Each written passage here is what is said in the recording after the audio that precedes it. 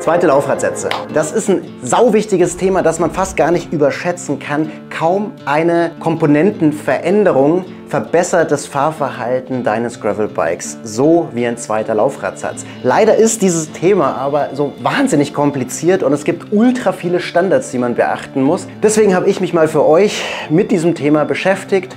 Und das hier ist der Auftakt einer dreiteiligen Serie, die ich zusammen mit Fulcrum produziere, wo es darum geht, was bringt ein zweiter Laufradsatz? Wie unterscheidet sich ein teurer Laufradsatz vielleicht von einem Standardlaufradsatz? Wie baut man diese ganze Geschichte denn eigentlich auch um? Und schlussendlich habt ihr mir ganz viele Fragen geschickt, die ich in diesem Video auch beantworten werde. Fulcrum hat mir also zum Testen zwei seiner besten und auch teuersten Laufradsätze geschickt und die habe ich jetzt mal eine Weile an diesem Rad hier getestet und meine Eindrücke von dem Test plus die Eindrücke von den beiden Laufradsätzen im Allgemeinen gibt es in einem zweiten Video und in einem dritten Video schauen wir uns dann nochmal an, was diese ganze Umrüstung auf Tubeless denn ja, so bringt und wie das Ganze vonstatten geht. Also abonnieren nicht vergessen und wir steigen jetzt mit dem Thema ein. Zwischen diesem Laufradsatz und diesem Laufradsatz liegen 1300 €. Und was verändert sich denn jetzt eigentlich?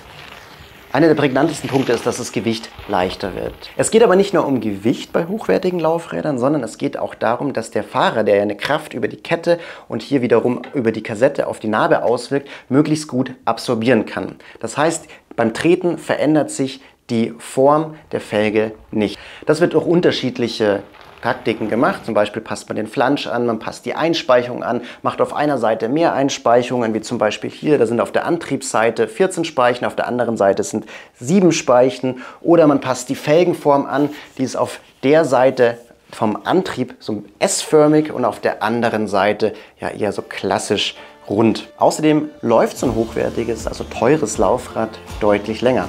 Und das liegt zum einen an der reibungsärmeren Lagerung der Narbe. Außerdem wird das Gewicht von dem Ventilloch hier auf der anderen Seite mit etwas mehr Material ausgeglichen, so wie wenn man es zum Beispiel auch bei Autoreifen macht. Da kennt ihr das, wenn ihr die Reifen abgibt zum Winterreifen oder Sommerreifen wechseln, dann wird auf der anderen Seite werden so Gewichte hingeklebt, damit die Unwucht möglichst klein ist. Und je kleiner die Unwucht, desto länger läuft das Rad auch rund.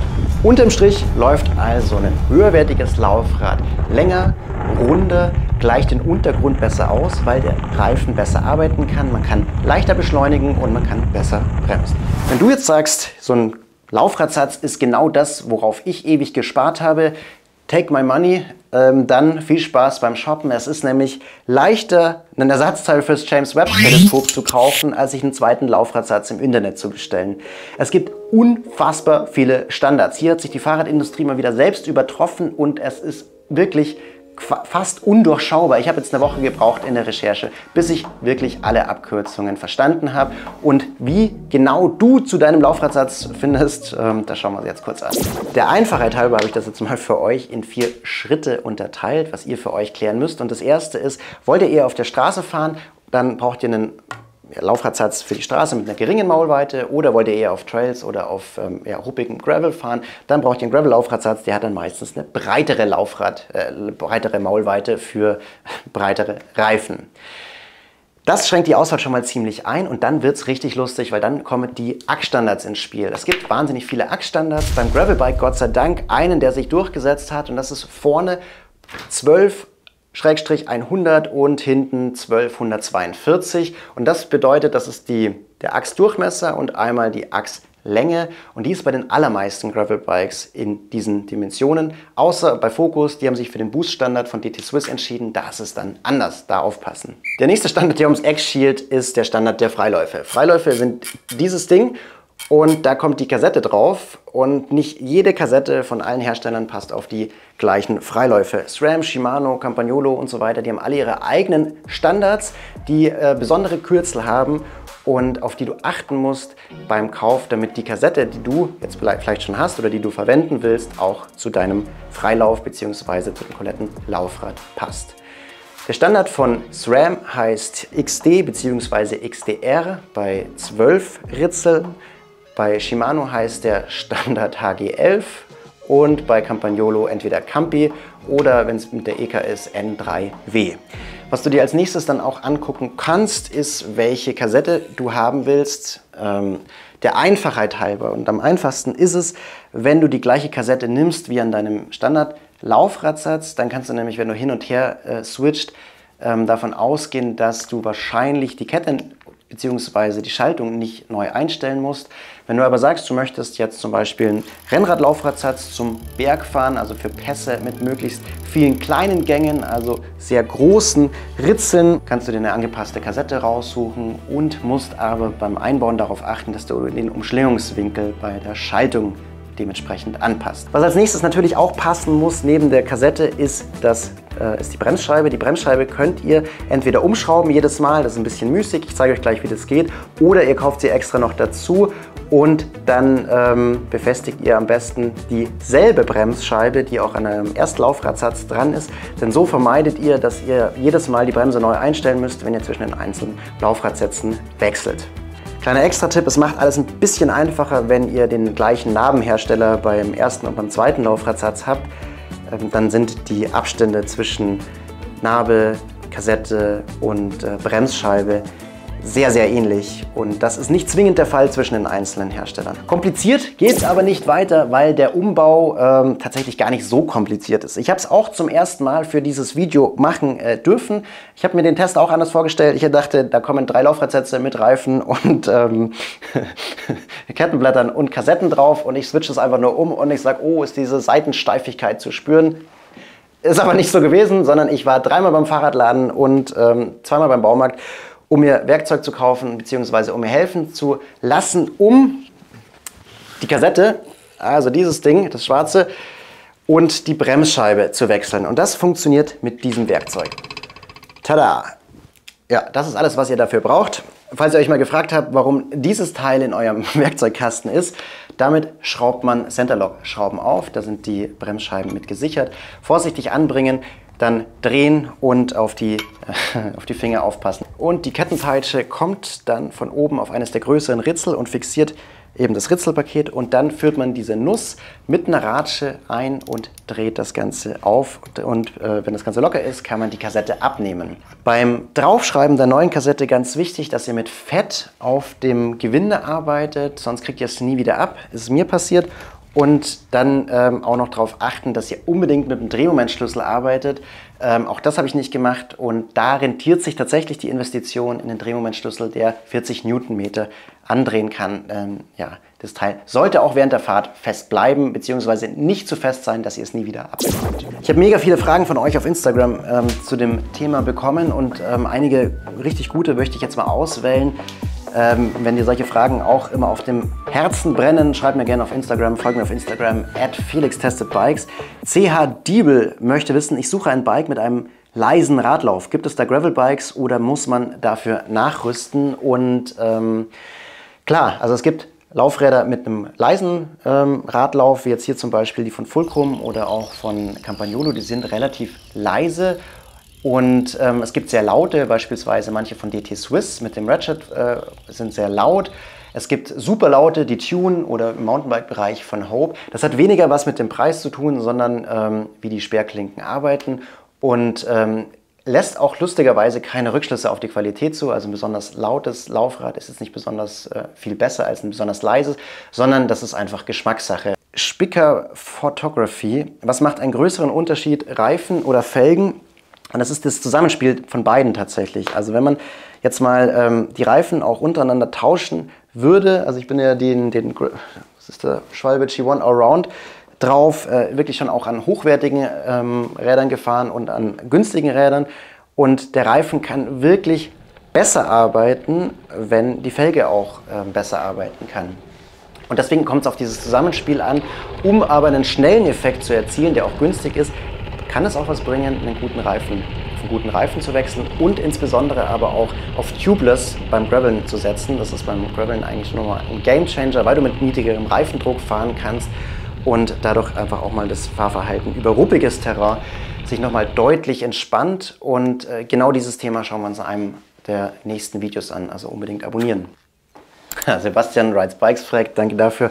Carbon oder Carbon als zweiten Laufradsatz? Und bis vor kurzem hätte ich wirklich gesagt, an Carbon geht nichts vorbei.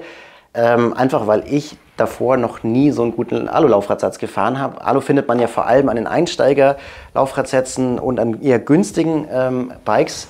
Allerdings ist auch dieses Laufrad mit einer Alufelge versehen.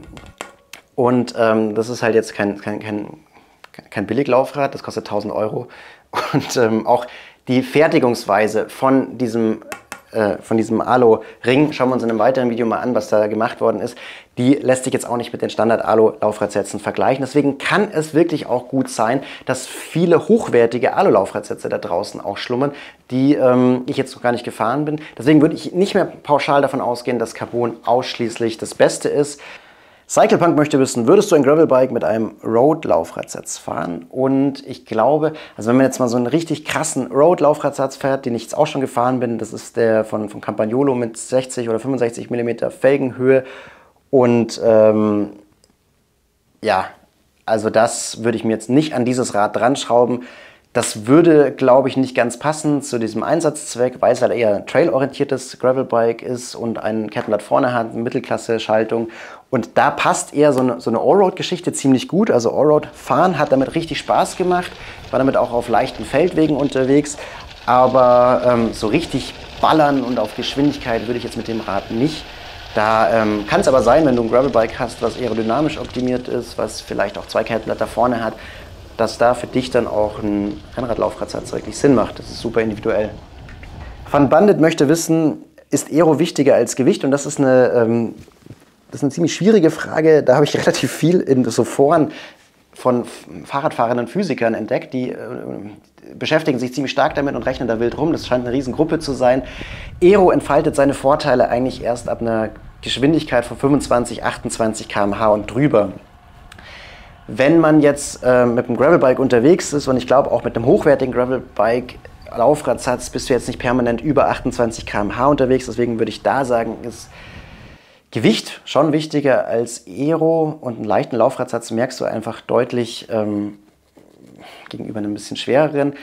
Und wie beim Rennrad macht jetzt Aero vielleicht beim zweiten Laufradsatz für Allroad oder für die Straße da vielleicht sich eher bemerkbar. Aber ich glaube, wichtiger ist einfach der Rollwiderstand und die Fläche, die der Reifen auch insgesamt auf dem Untergrund haben kann mit der Maulweite, die die Felge bereitstellt. Also ist da der Reifen optimal genutzt oder ist da zu wenig oder zu viel Fläche von dem Reifen auf dem Boden. Hat auch was mit dem Reifendruck zu tun, natürlich. Aber ich glaube, insgesamt kann man sagen, Gewicht ist ein bisschen wichtiger als Aero beim Gravelbike. Markusom85 möchte wissen, Durchschnittsgeschwindigkeit im Vergleich. Und ja, also das ist ja immer ein bisschen schwierig zu messen. Es kommt auf die Tagesform an und wie viel habe ich gegessen, wie viel habe ich geschlafen und so weiter. Deswegen ist es jetzt nicht wie im Labor, dass man sagen kann, man ist mit dem Laufradsatz 4 km/h schneller und mit dem Laufradsatz ist man 2 km/h langsamer. Gefühlt würde ich aber schon sagen, merke ich einen deutlichen Unterschied, und auch die Werte von den Strecken, die ich jetzt mitgetrackt habe, mit denen unterscheiden sich deutlich. Also mit dem Standardlaufradsatz habe ich es jetzt nicht getrackt, aber da war ich schon echt deutlich langsamer.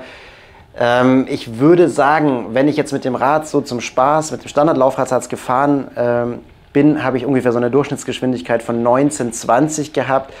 War jetzt nicht ganz so schnell, weil das Rad insgesamt auch nicht so leicht ist und auch nicht so schnell gefahren werden muss.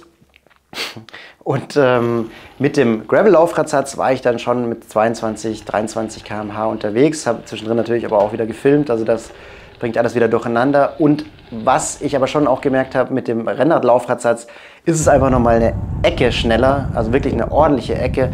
Da habe ich zwar einen 30er-Schnitt angepeilt, als ich losgefahren bin, aber der war einfach nicht zu schaffen an dem Tag. Und das lag natürlich zum Teil auch an mir, aber es ist mit einem Rennrad insgesamt dann doch nochmal was anderes, einen 30er-Schnitt halten oder beziehungsweise anvisieren zu wollen, als mit einem trailorientierten Gravelbike mit 2 Millionen Grad Flair und Dropper-Post. Aber klar, also mit einem Rennradlaufradsatz war ich deutlich schneller als mit einem Gravel-Laufradsatz. It's Klaus möchte wissen, wo kauft man diese am besten? Sehr gute Frage, Klaus. Und wenn du mich unterstützen willst, kaufst du es am besten über die Affiliate-Links in der Videobeschreibung. Vielen Dank für den Support.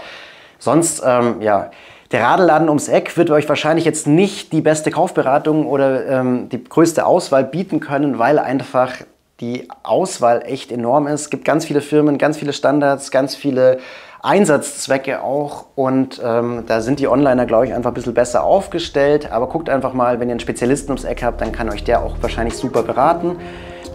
Bin überrascht, wie viel Spaß es macht, wenn man auch mit einem hochwertigen Laufradsatz fährt. Und ich hoffe, dass es ein bisschen rübergekommen in dem Video. Es sind einige Fragen geklärt worden. Und wenn ihr irgendwelche Fragen habt, schreibt sie gerne nochmal in die Kommentare. Freut euch auf die 2 weiteren Videos, da geht es technisch weiter. Vielen Dank an Fulcrum für die Unterstützung und die Laufräder. Ich gehe jetzt graveln und viel Spaß euch beim Radfahren. Vielen Dank fürs Zuschauen und bis bald. Ciao.